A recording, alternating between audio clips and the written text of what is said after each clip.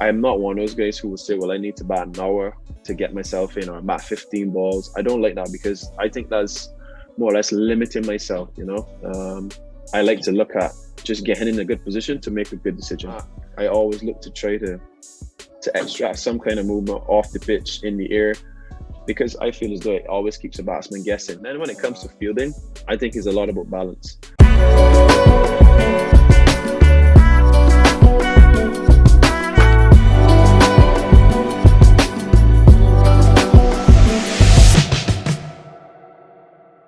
Obviously, you're one of the best all-rounders in the world. You play across all formats.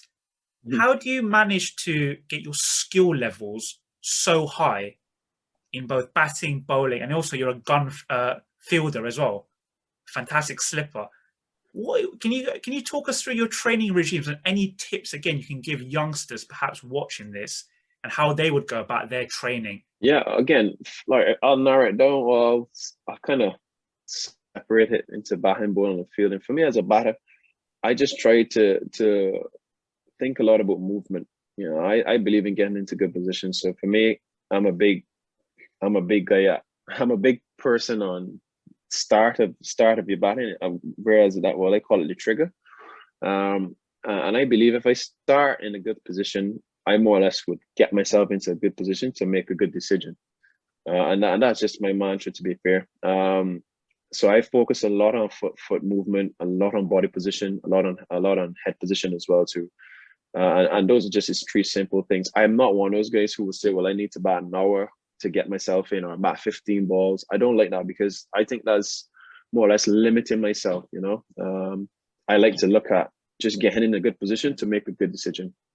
Bowling for me has come a lot more natural than any other facet of the game because I feel as though I could bowl a bad over or bowl a bad spell and still have time to come back and correct it because that's how bowling goes.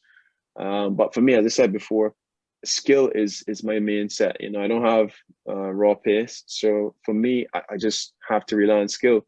So one of the things I always look to do, regardless of what state of the ball what state the ball is in, or what stage of the game I'm at, I always look to try to extract some kind of movement off the pitch in the air because I feel as though it always keeps a batsman guessing. In limited overs cricket, your skill set and your accuracy just has to be on. And Jimmy Anderson, I remember we were playing against Jimmy at Lords when Jimmy got his 500th Test wicket, and it was one of the most amazing things for me. He was on 499 and I was batting with Devendra Bishu, and I just didn't want to be part of a highlight reel for the rest of my life. So I was saying to Bishu, man, I don't really want to be a part of that. So I was just watching him bowl a spell to Bishu, and he bowled outstringer after outstringer after outstringer. And then just in the back of my mind, I just telling myself, well, when is he going to bring back one?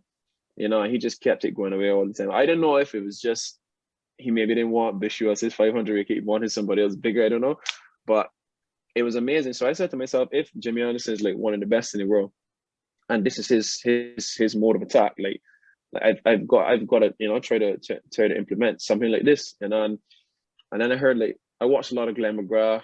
And he had a similar thing, just accuracy and consistency. Curly Ambers as well too, and I just built from there. So I just feel, limited overs format, you've just got to be really precise with your execution in terms of Yorkers, slower balls, and all different types of variation. So those are the things I will really focus on in limited overs. But when it comes to red ball cricket, it's just about movement.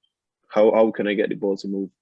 And that's just how I model my game. And then when it comes to fielding, I think it's a lot about balance. I'm very, very, very big on balance. So I can't take a catch if my head isn't still. That's the way I think. If my head is all over the place and moving, then I can never be still. So one of the main things I focus on is being very, very balanced. At the point of the shot being played, so that I can move laterally, if I can move forward and back, or if I have to dive, even if I have to dive, the only way I can pick up the ball is if I have a really still head as well too. So that's just one of the simplest things that I can really think about while fielding.